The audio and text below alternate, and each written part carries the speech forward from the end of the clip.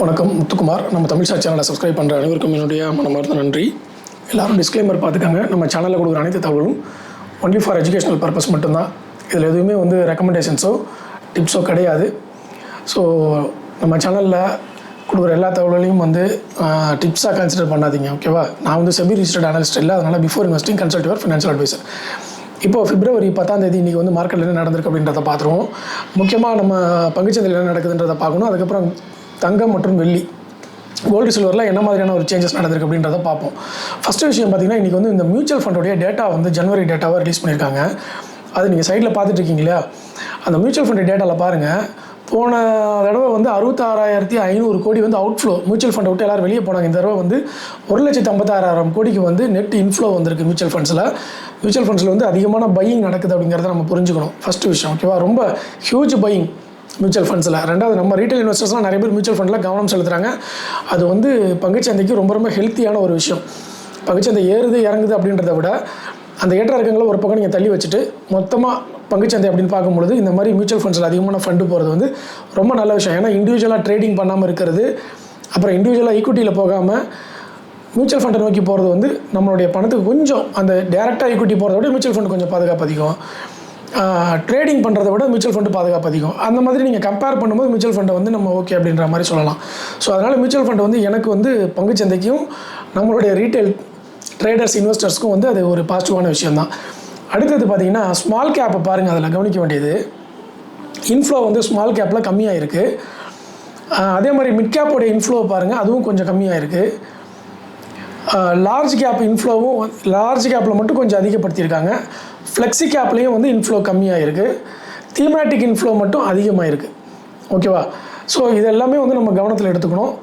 All ஓவராக பார்க்கும்பொழுது mutual fund data பாசிட்டிவில் இருக்குது. இப்போ இது இல்லாமல் சில்வர் பற்றி ஒரு லேட்டஸ்ட் டேட்டா ஒன்று வந்திருக்கு. அந்த டேட்டா நான் காமிக்கிறேன், நீங்கள் பாருங்கள். ராபர்ட் கியோசாக்கி ஒரு டேட்டா கொடுத்துருக்காரு சில்வருக்கு. அந்த டேட்டா உங்களுக்கு நான் போடுறேன். இங்கே பார்த்தீங்கன்னா உங்களுக்கு தெரியுது இல்லையா? அவர் என்ன கொடுத்துருக்காருன்னு பாருங்கள்.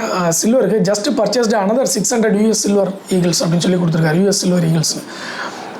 டுடே ஸ்பாட் $82 பர் அவுன்ஸ் இருந்திருக்கு. அவர் இது ஒரு 6 மணி நேரத்துக்கு முன்னாடி பழைய டேட்டா. அதாவது அவங்களுடைய டைமிங்லாம் அவங்க போட்ட ட்வீட், லேட்டஸ்ட் ட்வீட் நமக்கு. ஸோ அவருடைய எக்ஸ்பெக்டேஷன் பாருங்கள், இன்னும் சில்வர் $200 தொடுன்றது அவருடைய நம்பிக்கையாக இருக்குது. 2026க்குள்ளே கண்டிப்பாக தொட்டுருன்னு. அதாவது இப்போ $82 இங்கேருந்து பார்த்தீங்கன்னா 1.5 டைம்ஸ் அப்ராக்சிமேட்டாக ஏறும்னு அவருடைய ப்ரெடிக்ஷன். இங்கேருந்து டபுள் ஆகும், அதுக்கப்புறம் ஒரு 40% ஏறுன்றது அவருடைய ப்ரெடிக்ஷனாக இருக்குது. ஸோ அதனால் தொடர்ந்து நான் US சில்வர் அக்யூமுலேட் பண்ணுறேன் அப்படின்றத அவர் இண்டிகேட் பண்ணுறாரு. ஸோ அவர் இண்டிகேட் பண்ணுறாங்க. அதாவது இதெல்லாம் என்னென்னா, ஒரு பெரிய அனலிஸ்ட்டு அவங்க என்ன பண்ணுறாங்கன்றதை ஃபாலோ பண்ணுறதுக்குனே சில பேர் இருப்போம். இப்போ இது பார்த்திங்கன்னா கிட்டத்தட்ட 3 லட்சம் பேர் இதை லைக் பண்ணியிருக்காங்க. இப்போ வரைக்கும் நான் பார்க்கும்பொழுது 2,34,000 பேர் வரைக்கும் இதை பார்த்துருக்குறாங்க. சாரி, லைக் இல்லை, அதை பார்த்துருக்காங்க. ஸோ அவ்வளோ இன்ஃப்ளூயன்ஸ் ஆகும். இவங்களை எல்லோரும் ஃபாலோ பண்ணுறாங்க. இதில் இவருடைய கூற்றை நம்ம கொஞ்சம் அக்செப்ட் பண்ணிக்கிறோம். இந்த தடவை கோல்டு சில்வரில் அவர் வின் பண்ணிட்டார், ஓகேவா? இந்த தடவை கோல்டு சில்வருடைய ப்ரைஸ் அவர் ப்ரெடிக்ஷன் பண்ண மாதிரி கிட்டத்தட்ட ஏற்றம் கொடுக்க ஆரம்பிச்சிருச்சு. அதனால் அவர் அந்த ப்ரெடிக்ஷனில் அவர் வின் பண்ணியிருக்காரு. பட் ஸ்டில் சில்வருக்கு அவர் $200 அவருடைய ப்ரெடிக்ஷனை அனௌன்ஸ்மெண்ட் கொடுத்துருக்காரு. இதை நம்ம நோட் பண்ணிக்கணும். ஜஸ்ட் ஒரு பாயிண்ட் நம்ம எடுத்துக்கணும் சில்வருக்கு, அவ்வளோதான். அது இல்லாமல் ஃபியட் கரன்சி பிகெஸ்ட் லூசர்ஸ் அப்படின்றத போட்டிருக்காரு. ஸோ கவனமாக நம்ம எடுத்துக்கணும். அதுக்கப்புறம் இன்னொரு டேட்டா இப்போ டெலிகிராமில் நான் போஸ்ட் பண்ணியிருக்கேன். அதாவது இது ஒரு பாசிட்டிவ் நியூஸ் சில்வருக்கு, பார்த்துட்டிங்களா? இன்னொன்று, டாலருக்கு குட் நியூஸ் இல்லை அப்படின்ற மாதிரியான ஒரு நியூஸ் நான் டெலிகிராமில் போஸ்ட் பண்ணியிருக்கேன். டெலிகிராமில் ஜாயின் பண்ணாதவங்க டிஸ்கிரிப்ஷனில் லிங்க் கொடுத்துருக்கேன். அந்த லிங்கை ப்ரெஸ் பண்ணி டெலிகிராமில் ஜாயின் பண்ணிக்கோங்க. ஃப்ரீ டெலிகிராம் தான். அதே மாதிரி டிமேட் அக்கௌண்ட் ஓப்பன் பண்ணாதவங்க இருந்தீங்கன்னா டிஸ்கிரிப்ஷன்லேயும் கமெண்ட்லேயும் லிங்க் பின் பண்ணியிருக்கேன். என்னுடைய ரெஃபரல் லிங்க் பயன்படுத்தி நீங்கள் டிமேட் அக்கௌண்ட் ஓப்பன் பண்ணி சப்போர்ட் பண்ணலாம். அக்கௌண்ட் விருப்பம் இருக்கிறவங்க என்னோடய லிங்கை ப்ரெஸ் பண்ணி அக்கௌண்ட் ஓப்பன் பண்ணிக்கோங்க. ஸோ அதில் டெலிகிராமில் என்ன கொடுத்துருக்கேன்னு பாருங்கள்.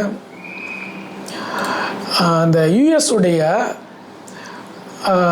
சென்ட்ரல் பேங்க்குடைய ரிசர்வில் US டாலரை விட கோல்டுடைய ரிசர்வ்ஸ் அதிகமாகிக்கிட்டே வருது. உங்களால் பார்க்க தெரியுது அந்த சார்ட்டில். க்ளீனாக உங்களுக்கு இந்த சார்ட் தெரியுது பாருங்கள். இந்த சார்ட் பாருங்கள். இப்போ நான் டெலிகிராம் காட்டுறேன்ல, என்ன போட்டிருக்காங்க, 2024, 23 பாருங்கள். அந்த ரெட் கலர் பார் இருக்கு இல்லையா, அது எல்லாமே US டெப்ட் ஹோல்டிங்ஸ். ஆரஞ்சு கலராக இருக்கிறதெல்லாம் கோல்டு ரிசர்வ்ஸ்.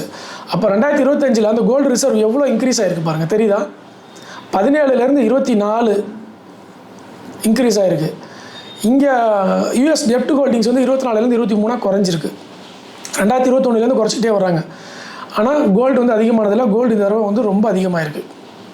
இது வந்து கோல்டு ரிசர்வ் அதிகப்படுத்துகிறாங்கன்றப்போ அப்போ இது ஒரு பாசிட்டிவான ஒரு விஷயம் கோல்டுக்கு அப்படிங்கிறத நம்ம நோட் பண்ணிக்கணும்.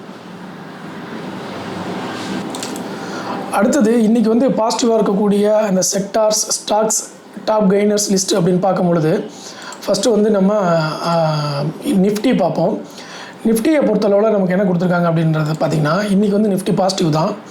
கோல்டு சில்வரை பொறுத்தளவில் நேற்றுக்கு வந்து கோல்டு அண்ட் சில்வர் எல்லாமே வந்து ஏற்றம் கொடுத்துருந்தது.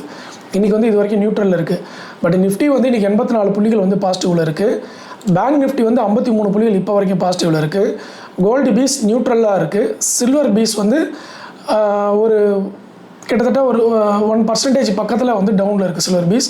பட் சில்வர் பீஸ் இதை பேஸ் பண்ணி அக்யூமுலேட் பண்ணுவாங்களா அப்படிங்கிறது தெரியல. ஓகே, வெயிட் பண்ணி தான் நம்ம பார்க்கணும். அதே மாதிரி செக்டார் டேட்டா அப்படின்றத பொறுத்தளவில் பார்த்தீங்கன்னா இன்றைக்கி வந்து எஃப்எம்சிஜி பிஎஸ்யூ பேங்க் மட்டும் ஏறலை, மற்ற எல்லா செக்டாருமே ஏற்றம் கொடுத்துருக்கு. அதில் முக்கியமாக மீடியா செக்டார் பார்த்திங்கன்னா 2.16% வரைக்கும் ஏற்றம் கொடுத்துருக்கு. கேபிட்டல் மார்க்கெட் 1.6% ஏற்றம் கொடுத்துருக்கு. ஆட்டோ செக்டாரில் 1.36% ஏற்றம் கொடுத்துருக்கு. ஸோ 1%க்கு மேலே ஏறின செக்டார் 3 தான். ஒன்று ஆட்டோ, ஒன்று மீடியா, இன்னொன்று கேபிட்டல் மார்க்கெட். மற்றது எல்லாமே 1%க்கு கீழே வந்து ஏற்றம் கொடுத்துருக்கு. அதில் ஐடி எல்லாமே ஏற்றம் கொடுத்துருக்கு. இதில் ஹைலைட்டடான நியூஸ் அப்படின்னு பார்த்தீங்கன்னா ஐடியாவுக்கு வந்து ஒரு நியூஸ் கொடுத்துருந்தாங்க. ப்ரமோட்டர் வந்து பிர்லா அவங்க வந்து கிட்டத்தட்ட 4.5 crores ஸ்டாக்ஸை வந்து இந்த ஜனவரி 31 அப்புறம், அதாவது பிப்ரவரி மாதத்தில் வாங்க ஆரம்பிச்சிருக்கிறாங்க. வாங்கி குவிக்கிறாங்க அவங்களோட பங்குகளை. அப்போது வோடஃபோன் ஐடியா இன்னும் கன்சல்டேஷன் ஃபேஸில் இருக்குது. இப்போ அவங்க வந்து பை பண்ணுறாங்கன்னா அடுத்து என்ன வாங்கலாம் அப்படின்றத வந்து நம்ம அனாலிசிஸ் பண்ண ஆரம்பிக்கணும். ஓகே, மேபி இப்போ வரக்கூடிய நாட்களில் வந்து வோடஃபோன் ஐடியாவுக்கு வந்து ஏதாவது பாசிட்டிவ் நியூஸ் வருதா அப்படின்றத கவனிக்கணும். அதுக்கு முன்னாடி அக்யூமுலேஷன் ஏதாவது பண்ண வேண்டியது இருக்கான்றதை பார்க்கணும். ஒரு அப் ட்ரெண்டு, அதுக்கப்புறம் வந்து டிஸ்ட்ரிபியூஷன் நடக்கும், அப்புறம் டவுன் ட்ரெண்டு வரும். அதே மாதிரி டவுன் ட்ரெண்டுக்கு அப்புறம் ஒரு அக்யூமுலேஷன் நடக்கும், அப்புறம் அப் ட்ரெண்டு வரும். இதில் வந்து வோடஃபோன் ஐடியா எந்த செக்மெண்ட்டில் இருக்குன்றதை வந்து நீங்கள் போய் செக் பண்ணி பார்த்துக்கணும். ஏன்னா இப்போ ப்ரமோட்டர்ஸ் அதிகமாக பை பண்ணுறாங்கல்ல, அப்போ அந்த இடத்துல ஒரு கீ பாயிண்ட் இருக்கும் நமக்கு கண்டிப்பாக. அதை வந்து நீங்கள் செக் பண்ண வேண்டியதாக இருக்கும்.